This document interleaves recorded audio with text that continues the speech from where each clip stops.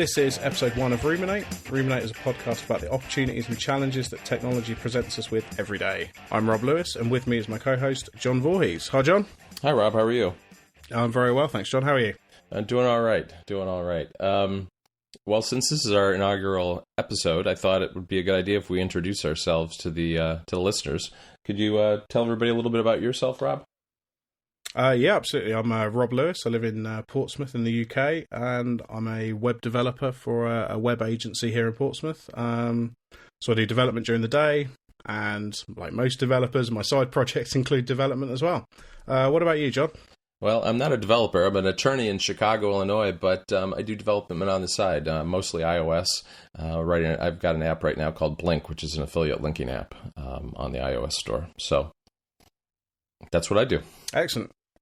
Yeah, I've used Blink a few times. So it's good work, John. So thanks. So, did you want to jump into your topic today? Sure.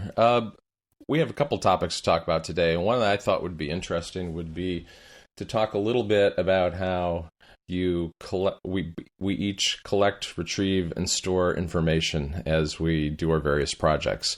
I think this is an area that a lot of people use a lot of different apps, a lot of different tools to accomplish various things, and it's one that can get very fiddly, and I think to the detriment of actually collecting the information and be able to retrieve it later. One thing I've found in doing research, and I'm thinking about research, whether it's for getting ready for a podcast, or whether it's research to find information that I need in order to put together an app, is that it helps to have it all in one place.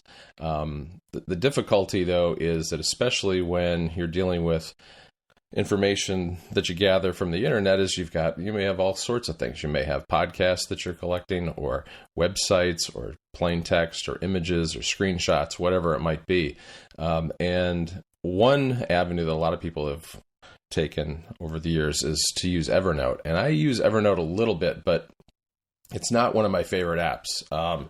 I think originally it had the issue of being very proprietary, and it was hard to get information back out of it. And lately they seem to have lost their way a little bit and be trying to integrate things like chat and other features, which I really don't need. I do still, however, use it for development research more than anything else. I mean, I keep a notebook for each project that I'm working on. And when I find tutorials or things on Stack Overflow or other information that might be pertinent to the app I'm working on, I will drop it in there and tag it with whatever the API is that it applies to, that sort of thing. So it's easy to find in the future. But I found more and more that what I really like is using plain text as much as possible, mainly because it's very fast and easy to search. And my go-to app, at least on the Mac for that, is NVAlt. I use it along with a bunch of different extensions and plugins and things to allow me to get information into it quickly. And the beauty of it, I think, really is that with plain text, it's very searchable, and it's cross-platform. You can get at it from all different types of apps using iOS, Mac, and other things. And I've really enjoyed using NVAlt. I've probably got about 1,600 notes in it right now, anything from one word to multiple pages. And a couple of the tools that I like to use along with it are some of the things that Brett Terpstra has put together. I mean, one that of his projects, which I really like a lot, is called Answered. And what it does is it's just it's a bookmarklet that works particularly with Stack Overflow, where you can you click the bookmarklet, and it allows you to select different portions of the question and answer. So you can actually select just the answers that you find useful to you. Click the button again, and it shoots it straight off to NVAlt with a link back to the original page. It's a really nice way to get the answer without getting all the cruft and chrome around it. And I found that to be a great way to collect information. Do you use plain text files at all, Rob? Yeah, I try and use them for pretty much everything. I've just finished my final year of university, and I used plain text for the entire dissertation. I couldn't. I don't really get along well with full on word processors like Word or Google Docs, things like that. I just much prefer the plain text. I know what it's going to look like. I know what it's going to do. Generally, I use Markdown. You mentioned Brett Terpstra. I use his app Marked to preview that. And I'll generally write it in, normally my text editor that I use for work, either Sublime Text or Atom, which is GitHub's code editor. They do have Markdown previews built in, but Marked, has a few extra features, jumping between sections, that kind of thing. Right. The export options are very good as well. And it sounds like I generally use kind of Atom, a little bit like you use MVAlt. I see the list of files on the left, and I'll just, edit them there. I do have MVAlt, and I will use it depending on what I'm doing. But generally, I've already got a text editor open, so I'll just edit the notes in there. Right. I kind of use NVAlt almost as the file system, because you can set an editor to be that you can open with a key command. So you can just take your NVAlt note and open it up in something like Byword, which is, if I'm writing something a little longer, I'll usually use Byword when I'm on the Mac. I use it a lot on iOS as well. Those are good ways, both, I think, good options for editing plain text. The one thing but just to review my notes and do short editing, I usually use OneWriter, which is an iOS app. It's been out for a while. I've only been using it maybe 6 months or so. I used Notesy for a really long time, but it was starting to slow down and choke on the number of notes I had, and the searching wasn't great. And I think the strongest thing about OneWriter is its ability to search notes very, very quickly. Yeah, I think search is pretty important for these things. Again, Sublime Text and Atom, because they're code editors, they have these, advanced search functionality in them, so I can search across, all open files or everything in the structure, or just the one that I'm looking at. Right. So it's nice to be able to find that kind of thing. And you mentioned using, iOS ones. I find that because I am sat at a code editor all day, so I'm generally on my laptop. I every time I try and use something on iOS, I get frustrated with how much slower I am typing on it. And jumping between apps and things. I mean, multitasking is reasonably good. It's pretty good on iOS 9 on the iPhone. I haven't actually tried it on the iPad, but I just find that iOS just doesn't work for me, really. I really just need a proper computer with a keyboard. So proper computer is probably not the right word. A traditional computer with a real keyboard, a real mouse, or trackpad. And I definitely get that. I mean, I probably use iOS mainly because I have about an hour commute each way. And if I'm going to be coding, I'll bring along my laptop. But a lot of days I just bring I use my phone or my iPad, and that's where, when it comes to text editing, I'll use iOS as usually when I'm commuting to work and back. Yeah, I think an interesting part of that is the new split screen on iOS 9 with the the little sidebar where you can have a second app. I think that will certainly increase the usefulness, and maybe I'll try it out with my iPad when that comes out. But yeah, as it stands, I for me personally, iOS just really doesn't work for me for writing or taking notes, really. Right. No, I'm really looking forward to the split view. I think that's going to be great for instance, I spent a fair amount of time after WWDC this year watching the videos while I was commuting to work, and it'd be great to have the video and hovering over a text editor and be able to just take notes, and if nothing else, timestamps where I can go back to if I want to use something that was demonstrated on stage. I mean, I think that having it for that kind of thing, taking notes on videos or researching on the web and taking notes, all those things are going to be real terrific. Yeah, definitely. I mean, obviously you mentioned that you use the iPad or your iPhone on your commute. Do you have any other apps that you use to, to get links and things like that into these notes? Yeah, I do. I mean, I use, I guess, for general collection of reading material that I'm not going to read right away, I've always used Instapaper. I think Instapaper is the one third-party app that's been on my home screen since I very first got an iPhone.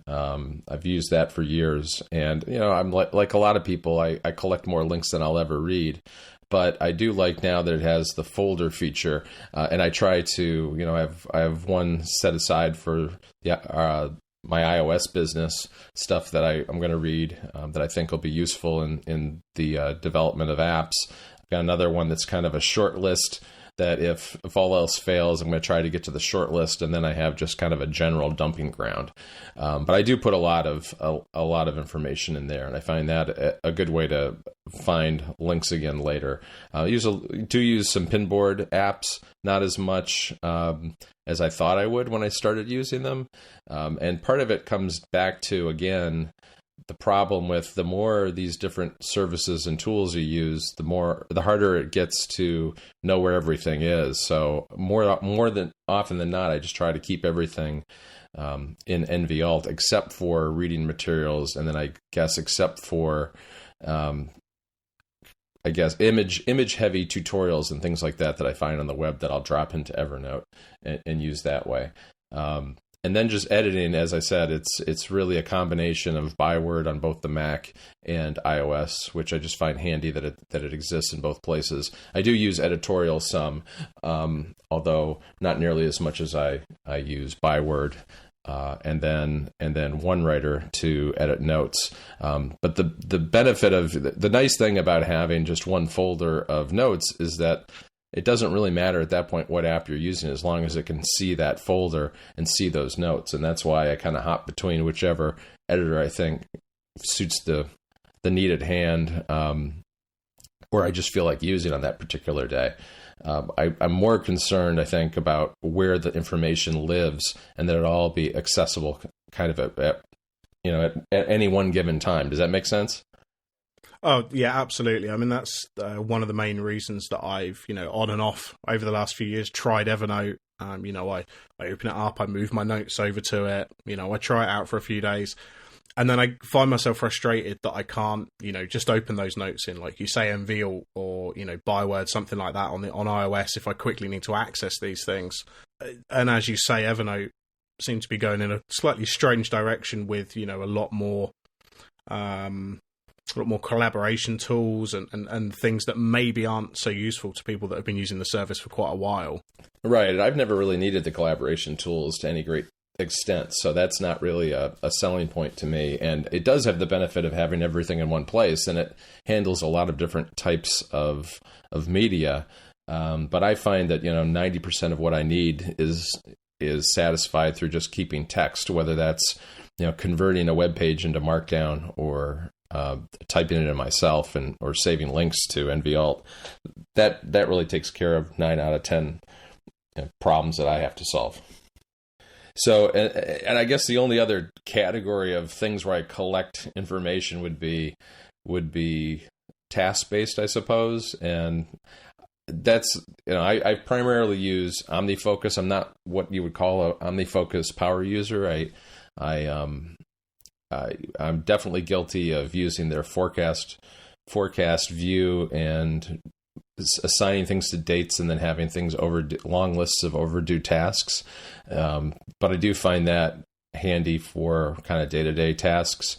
On bigger projects, like when I'm working on a new version of Blink, what I'll typically do is create an Omni outline. I find it useful to just keep a running list of features and problems and bugs and things like that I can drag around up and down and kind of prioritize them roughly from things I'm going to work on first down to the things I'm going to work on last, especially now that Omni Outliner is on The iPhone, I don't create a lot of outlines on my iPhone, but it is handy to have them there where I can refer to them if that's all I've got, and check things off if I have check boxes for things that I'm working on, and maybe do some light editing. I don't know exactly why I split those things out. Perhaps it's just because those lists tend to be very long lists of emails I've received from users who are requesting features to features I think of, that sort of thing. But I find an outline format for that sort of thing a lot more handy than OmniFocus.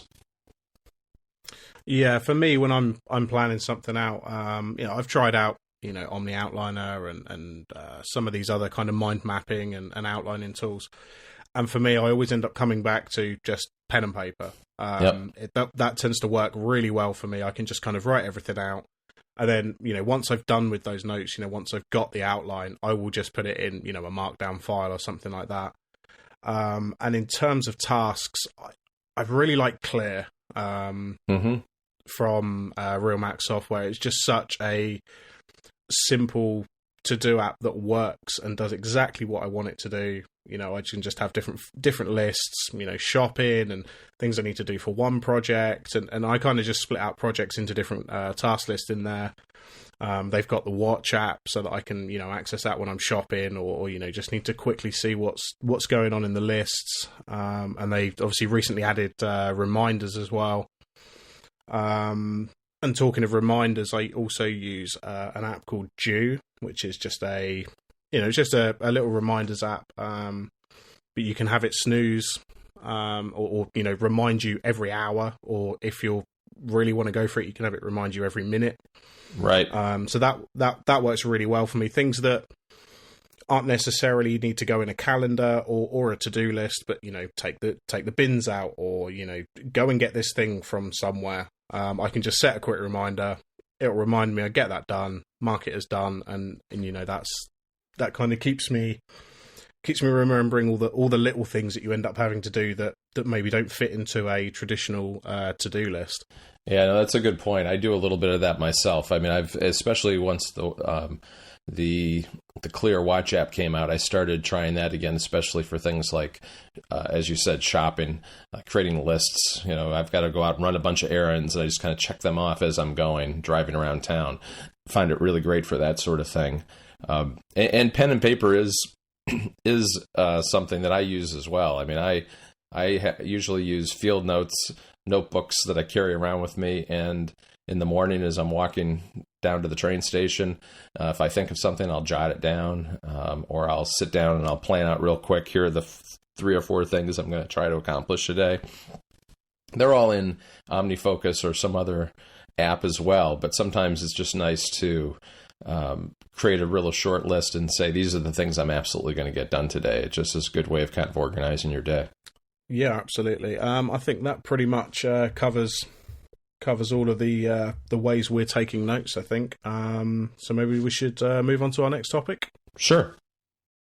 Absolutely. So I wanted to talk a little bit about ad blocking, running ad blockers, that kind of thing.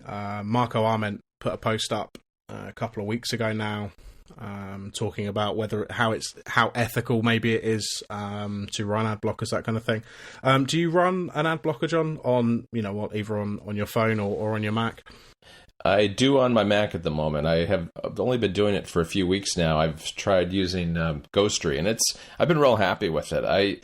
I have thought about and toyed with ad blockers for years and always felt kind of bad about it generally, which I think Marco does a good job of kind of explaining how people feel about these things. And because I know a lot of people who make their living off their websites, and I don't want to deny them that. And I frankly don't really mind ads if they're done tastefully and not over the top.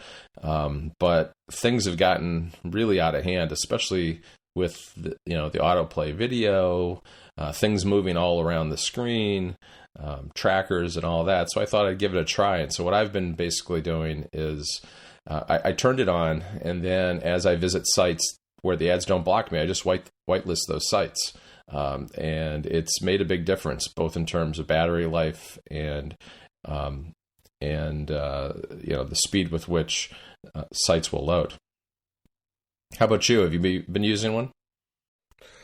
Yeah, I use, I think it's called AdBlock Plus is the one that I use. And I installed it when I got this, my latest MacBook, purely because I noticed that battery life, I use Chrome, which is notoriously, it's fairly bad for battery life on the Mac anyway. Right. But I installed it because it really was all the Flash ads and, like you say, auto-playing video and all this kind of thing that was just significantly affecting my battery life. You look at a site like The Verge and some of these other big media outlets, and the sites just take such a long time to load that all of that is killing your battery life. And if you visit 10, 20, 30 of those articles a day, it really has a significant impact. Right. And when I'm doing research for whatever project I've got going on, it's not unusual for me to have 20, 25 tabs open at one time. And some of those sites are constantly pinging back home and running some sort of JavaScript or other code that's going to hurt your battery even more. Yeah, definitely. There's an article that we've got in our show notes, which we'll get to in a minute. But the article itself, I've had it open, and I've noticed every couple of minutes it's loading something in the background. I can't quite work out what it is. It's obviously a tracker of some description. And it's just a news article. I've opened it up in the background to refer to it in a minute, and yet it's still, loading some kind of tracker from somewhere to, right, presumably work out what I'm doing on the site. Yeah, I think what pushed me over the top in part was that I've traditionally used RSS to get a lot of my news, and I followed at one time probably 300 different sites. And with, reading RSS through a reader, you don't really see ads for the most part. But I've been getting more and more of my news from Twitter in the last year or so, and found that you never know what's going to be there are interesting articles, but you never know what's going to be at the other end of that link, and found myself just faced with more and more junky sites that have, and by junky, I mean, the content's not junky, but there's just too many ads and too much going on. So Ghostery has kind of solved that problem for me. Yeah, I've done the article that I mentioned is an article about Firefox. Have in one of their developer builds now have just added an ad blocker to their private browsing mode. So if you go into private browsing mode for whatever reason, all of the ads, the trackers, that kind of thing, they'll all be blocked. So you genuinely are in a private browsing mode. And I would think that, given a few more builds and releases and things like that perhaps this will become part of the, the standard browser in Firefox, and possibly, maybe Chrome or Safari or something will add things like this, which, it might have a big impact on, these sites that run just way too many ads and really cause problems. I mean, like you say, there's definitely a little bit of guilt there when, there's sites that you read that earn their money through, what I would call kind of reasonable adverts, like Marco Arment's site. I think he has 2 adverts on there, or maybe just the one. So it'll be interesting to see if something like this being built in will really have an impact on how these sites sort out their adverts and things like that. Right. And when we have all the the ad blockers coming to iOS with iOS 9 too, and I saw you just posted on Twitter recently a blog post from Murphy Apps, which is making an ad blocker called Crystal, and I think that had some interesting statistics in terms of both load times and page sizes when they applied their ad blocker to Wired, New York Times, Business Insider, Kotaku, PC Gamer, and a bunch of other sites. They were seeing, kind of 50% increases in load times and, just the size of the pages. So I think the content blockers, maybe if Apple promote them in the App Store as well, which would be interesting. I think it will bring kind of access to these ad blockers to, a significant number of people who just use their mobiles. They just use iOS for pretty much everything. Not everyone is walking around with, a MacBook and an iPad and an iPhone. They maybe just have one or two of those devices. So it'll be good to give these people the option to get better battery life, and especially if you're concerned with data, which I know is a problem in, a lot of countries. I mean, we're quite lucky in the UK that a lot of our carriers will offer unlimited data, so we don't have to worry about it too much. But that isn't the case everywhere. Right. No, I still have an unlimited data plan on my iPhone, but it's already been downgraded to it's unlimited with qualifications, in that once I get to 5 gigabytes, they start slowing me down if there's congestion on the network. So, an ad blocker makes a big difference if you're trying to conserve the amount of data you're using. And I looked at the WWDC videos on content blockers, and it's interesting because it's really fairly simple to build one. I think we're going to see just a ton of these things. You basically have to just define a JSON dictionary of rules for what you're going to display and what you're not going to display. It's you got to come up with the rules, obviously, but the implementation of the content blocker itself is not that complicated.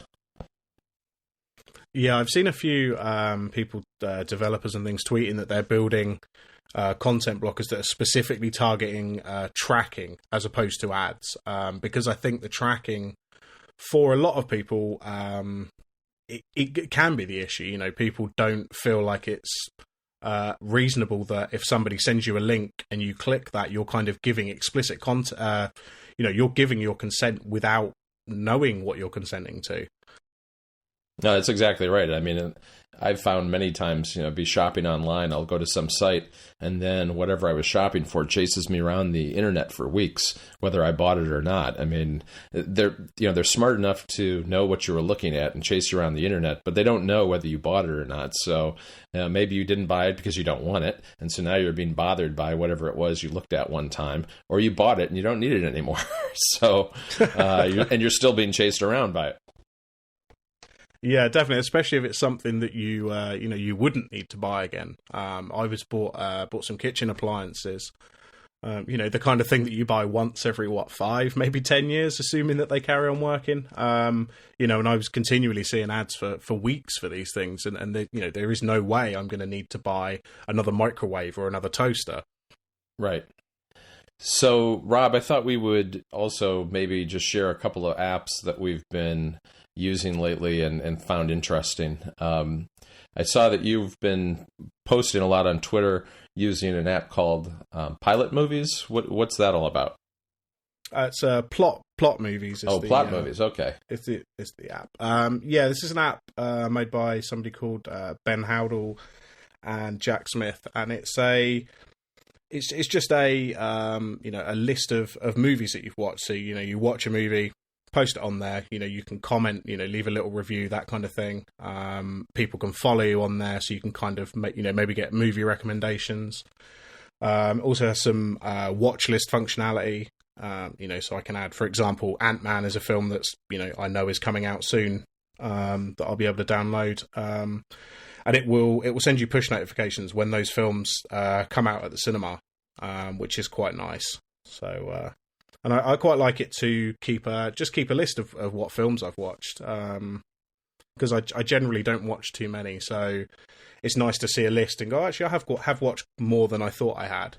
Right. So, yeah. Yeah, no, it's interesting. I've been doing something similar with an app called iShow, and they just came out, I don't know, maybe a month ago with iShows 2, and iShows 2 is for tracking television shows, and it's really well designed. I think this update is really pretty fantastic, and you can add in various shows that you're watching, track them, rate them, know when upcoming shows are coming, see plot summaries, that sort of thing. So, for instance, if it's a show there are several episodes out and you haven't been watching it, you can kind of keep track of what's out there and what you're going to watch next.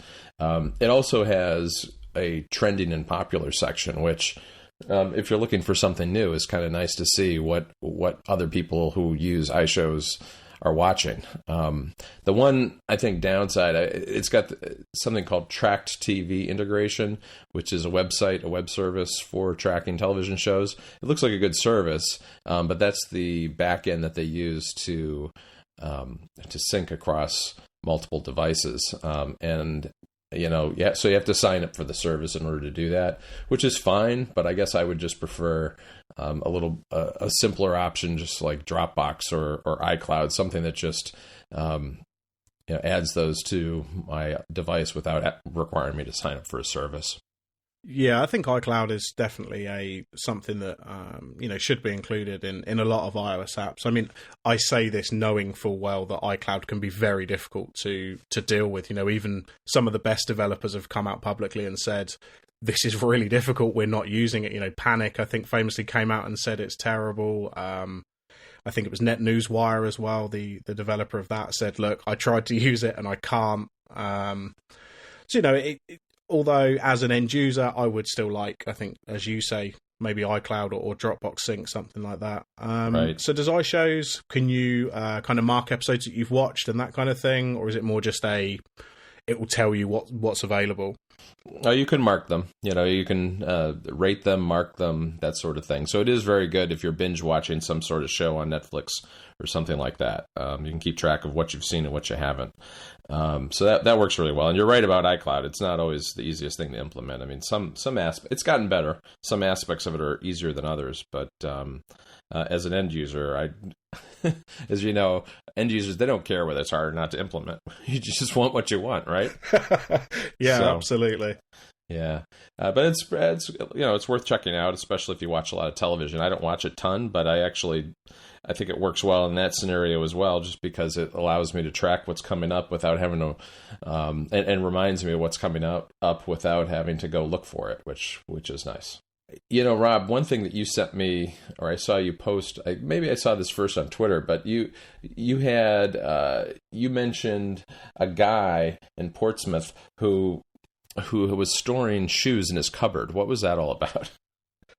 So, yeah, this is an unusual story that came up on the Portsmouth News, which is the local news from where I live. And a guy had bought some shoes from a shoe retailer in the UK called Clark's, and had kept them in his cupboard for 10 years. Now, I don't know why you would buy shoes and then store them, but that's what he did. And then he tried to wear them recently, and they broke apart. So he tried to. He told Clark's about this, and presumably the newspaper as well. Otherwise, they wouldn't know. Right. Right. He tried to get a refund, right? And they told him, "You don't have a receipt, so we're not going to give you a refund." Yeah, absolutely. They offered him, I believe that they doubled their original offer of £10. Okay. So he's. He's up on the deal. I mean, it's his own fault for not wearing the shoes for 10 years, I think. Well, maybe he was doing kind of a Steve Jobs and just, he's going to wear Clarks for the rest of his life, right? Oh, absolutely. So he bought 20 pairs of Clarks and put them in a cupboard, figured he'd wear them as each one wore out, and instead he walked down the street and the soles of his shoes fell off. Yeah, absolutely. It has a wonderful, it's a wonderful example of what UK local news is like. It's the photo with it is just the guy holding both the shoes broken, just looking a little bit annoyed that they've fallen apart. Yeah, no, I like that. That was like the grumpy old man picture, standing there with his shoes in 4 pieces, 2 soles and 2 uppers. Yeah, there's actually a site dedicated to these kind of stories in the UK called Angry People in Local Newspapers. And this is just something that I don't know what it's like in the US, but in the UK, all of our local newspapers, and news outlets will just have these very kind of mundane stories and then they'll send a photographer there and say, right, take a picture, and they'll kind of make the person look as angry and annoyed as possible. Right. And for bonus points, kind of point at the thing that's annoyed them. Right. That generally is how it works. Well, this is what the internet's good for. You can spread this stuff worldwide now, right? I mean, the people of Portsmouth aren't getting an exclusive. I can check this out in Chicago, Illinois, and be amused by it too. Yeah, absolutely.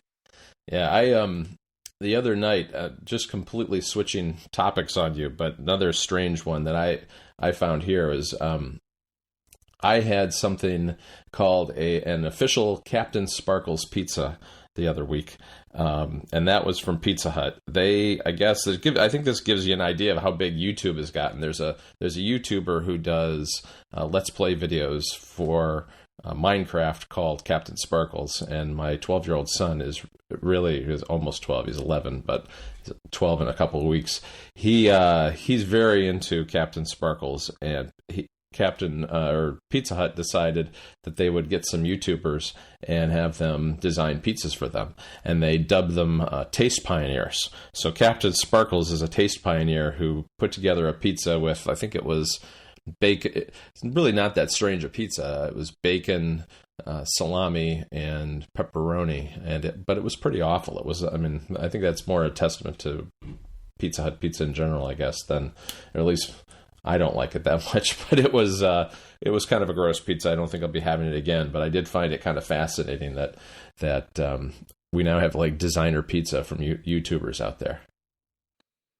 Yeah, it's not something that I don't watch. I watch YouTube videos when they get sent to me, things like that. But I don't subscribe to channels or know any of these people really. I guess CGP Grey being the exception to that. Right. He's really the only YouTuber that I know of, and obviously Brady Harron, who does the Hello Internet podcast with him.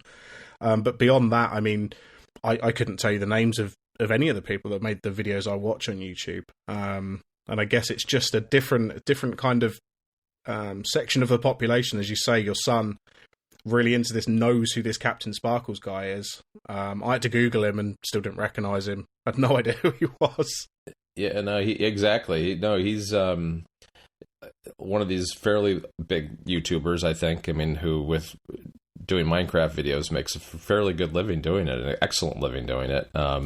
And I guess I'm kind of like you. I don't really watch that much YouTube. I find one-off videos that I save in Instapaper usually, and then every now and then I'll go watch a bunch of them in a row. But other than that, I don't. But especially my kids and my youngest, who's 11, he will watch YouTube and watch these Let's Play videos more than I'll watch regular TV. So it's definitely, I think that's the future right there. Absolutely. And talking of pizza, I'm probably a little bit more ashamed of this. Pizza Hut in the UK did a burger crust pizza, which as the Guardian described it, as a 2,800 calorie monstrosity. Oh my gosh! And That's the crust is micro, little very small burgers with melted cheese on the top, and you get one of these mini burgers in each slice. And I ordered one, and I ate it, and it tasted like shame. I bet it did. I shouldn't have ordered it. I couldn't resist. I got caught up in the hype with the the leaflets and things. But again, this probably sounds slightly worse than the Captain Sparkles pizza, but yeah, it was pretty bad. I probably shouldn't have ordered it. Yeah, I don't know what they're doing these days with food. I've seen you ever see Cable Sasser on Twitter? He regularly posts all sorts of strange fast food and snack food that he finds in stores. I saw God, what was it? I saw some really strange potato chips the other day. There's cinnamon bun potato chips and some other strange flavors that they're all testing out in Canada.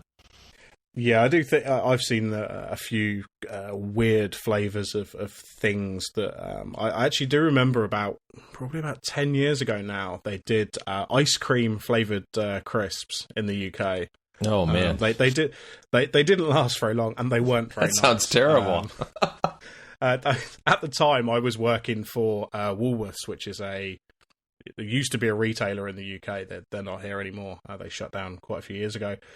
And I was working there, and we sold these crisps in the big multi-packs, and every week they wouldn't sell. And I would end up buying like 2 or 3 of these for like 10p a bag. And I would eat them. I was like 16, 17, but they were horrible. I don't know who thought that was a good idea.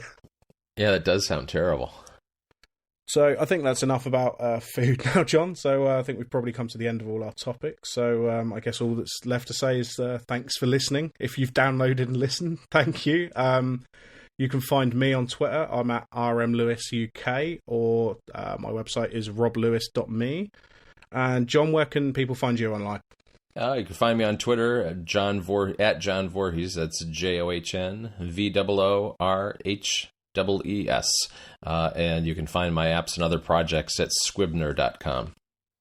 Okay, excellent. And I will speak to you in a couple of weeks then, John. All right, thanks.